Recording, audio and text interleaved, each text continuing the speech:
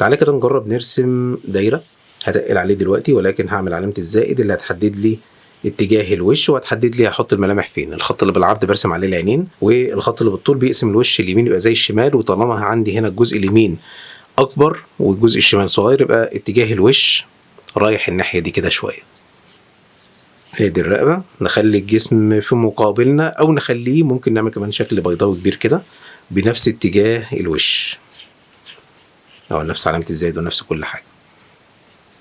الخط اللي بالطول في نفس اتجاه الخط اللي بالطول بتاع الوش. واخد مثلا عندي الجزء ده نخليه هو الجزء العلوي من الجسم،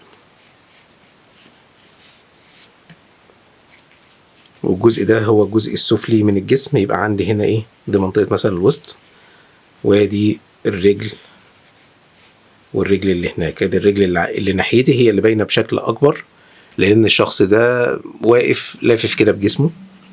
ادي القدم، وادي القدم التانية. القدم دي انا عملتها قصيرة كده لان هي في اتجاهي بالشكل ده كده، لكن دي في الاتجاه ده. يعني فاهم هو ايه، فاتح رجله كده زي 7.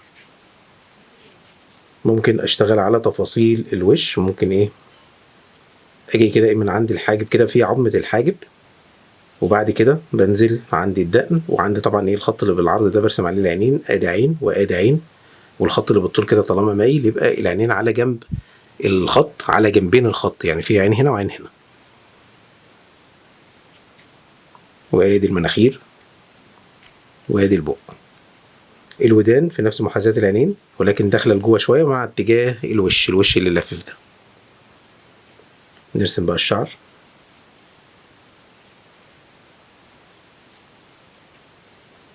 ادي الحواجب،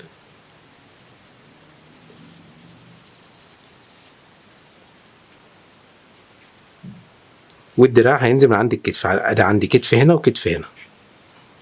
ادي دراع برضو ناحيتي هيبان بشكل اوضح، وهينزل لغايه بعد الوسط بشويه عم كف الايد. وادي الكتف اللي هناك، فهيبان ان هنا ايه، شايف الكرش ده هيداري جزء كبير من الدراع، فهيبان جزء بسيط جدا من الدراع.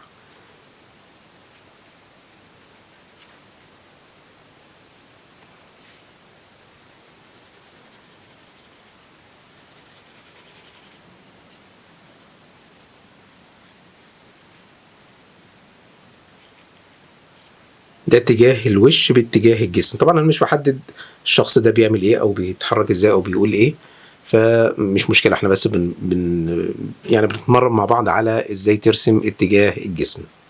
طيب اتجاه الجسم للجنب خالص اتكلمنا فيها قبل كده.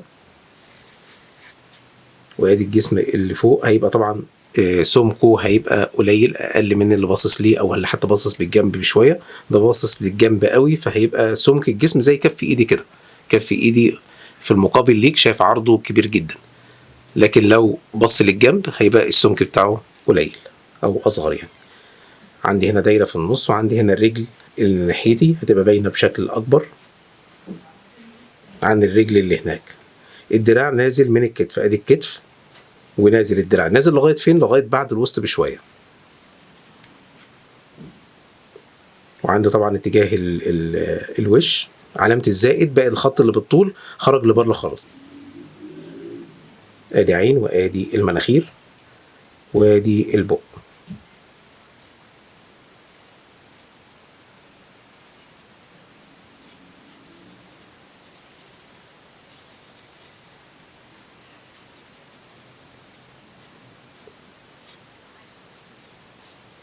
ممكن بقى يعني ندوس شويه في تفاصيل الملابس وكده، بس مش وقتها، خليها في فيديو تاني.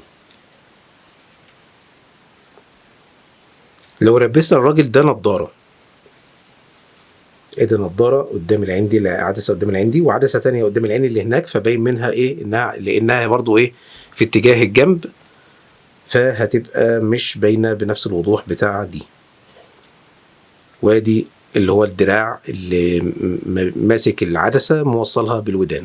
شايف نفس خط المستقيم، زي ما دايما بنقول ان انت لما تيجي ترسم العينين جنب الودان في نفس محاذاه العينين، فتلاقي اي شخص لابس نظاره فهتلاقي الدراع رايح بشكل مستقيم من العين للودان.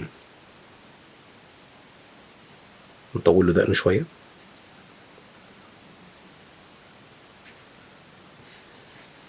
ممكن ارسم راس كبيرة جدا واعمل الجسم يبقى صغير، يعني الجسم يبقى صغير كده شكل كاريكاتيري كده، الراس كبيرة. ممكن أوفر شوية في كوبر الراس. تعالى نرسمها بالقلم الأسود.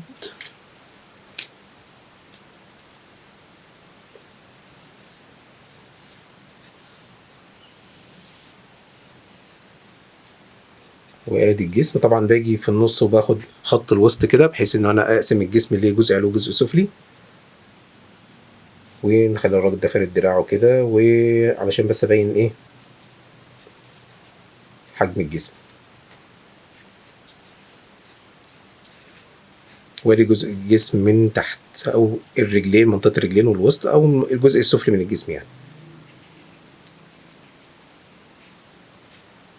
ممكن برضو نبالغ في المناخير مثلا، في البق، في الأسنان، السنتين اللي قدام نخليهم كبار.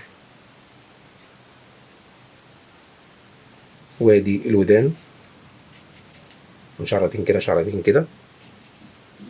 ممكن نعمل له شنب في النص كده صغير.